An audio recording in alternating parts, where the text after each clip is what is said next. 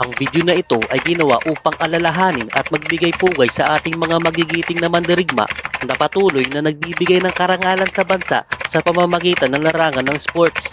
Saludo kami sa inyo, kabady. Play well to beat Efren. It's very hard. He's the best, but I tried. Meanwhile, Great to see you.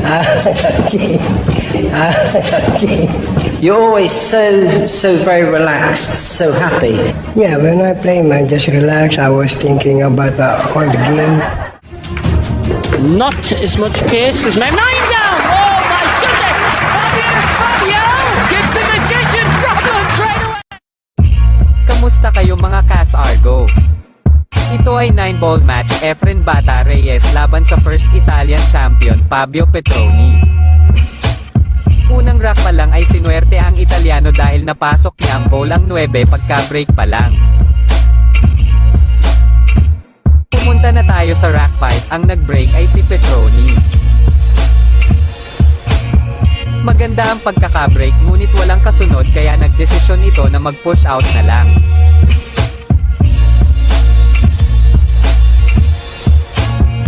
Nagdesisyon si Efren tirahin ito ngunit dumipensa lang muna siya.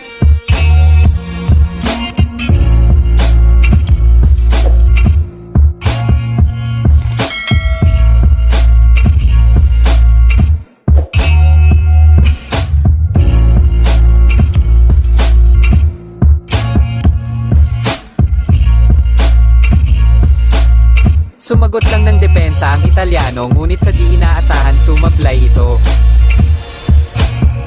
Madali niya lang ito napasok, buti na lang sinuwerte dahil muntik pa ma-scratch ang cue ball.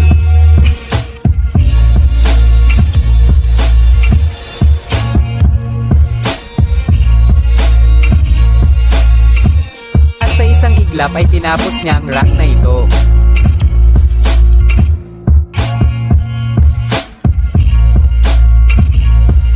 Pumunta na tayo sa rack 6, si Efren ang nag-break. Nagdesisyon itong mag-push out na lang.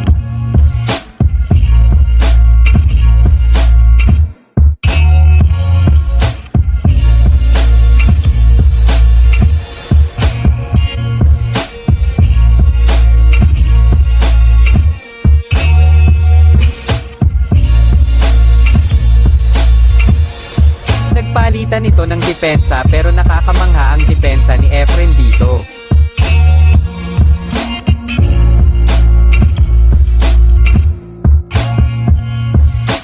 Ano kaya ang gagawin solusyon ni Petroni dito?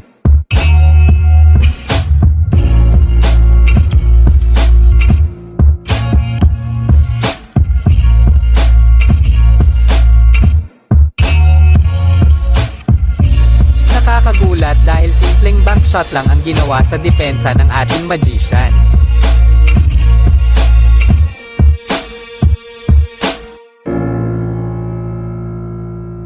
Sabay dumipensa lang uli ito.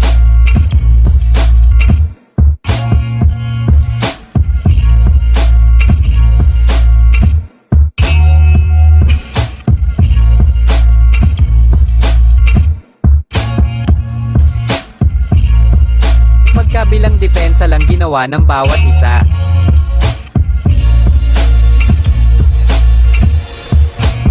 Ngunit sa di inaasahan sumablay si Efren sa pagkakadepensa.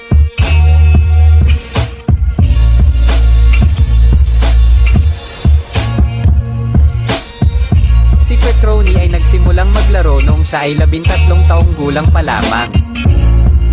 At siya ay naging unang champion sa Italia noong taong 1973.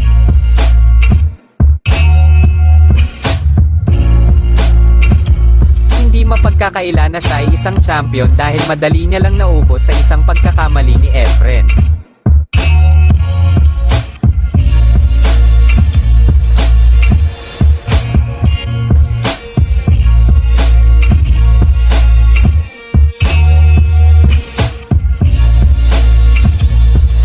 Pumunta na tayo sa rack 8 at ang puntos ay 4 si Efren at si Petroni ay 3 pa lang.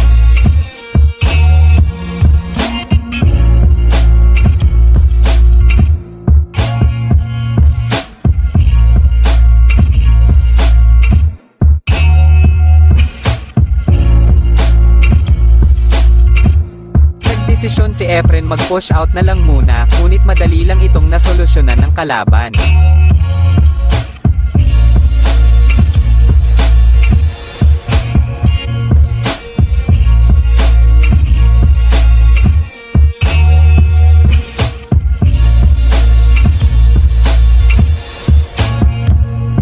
Sa hindi inaasahan sa depensa ng kalaban ay aksidenteng nakachamba ito na may pasok sa butas.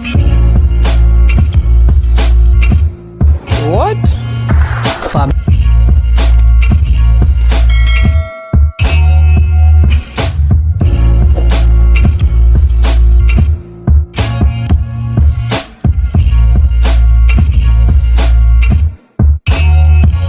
Sa isang pagkakamali hindi na binigyan ng pagkakataon ni Efren ang kalaban.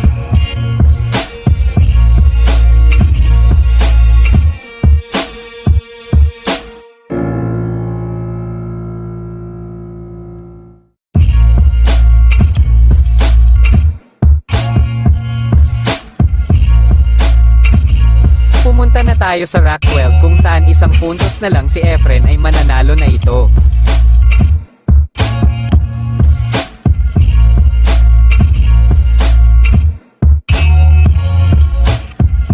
Maganda ang pagkaka-break ni Efren, mauubos niya kaya ito?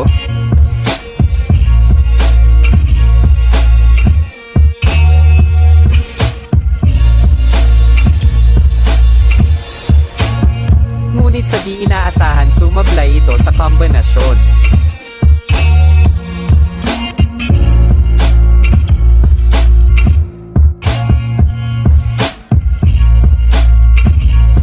Ito na ang pagkakataon ni Petroni na makabawi sa laban. Ngunit sadyang kinakabahan ito dahil sa simpleng tira ay samasablay pa ito.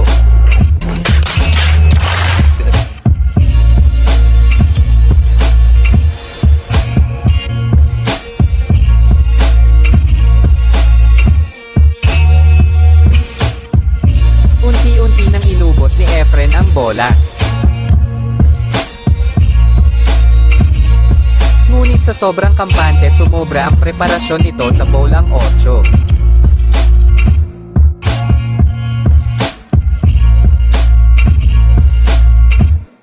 Kakayanin niya kaya itong mapasok?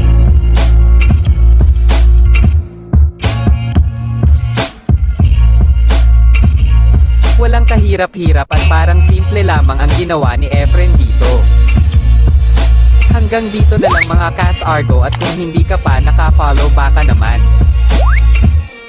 Play well to beat Efren. It's very hard. He's the best, but I tried.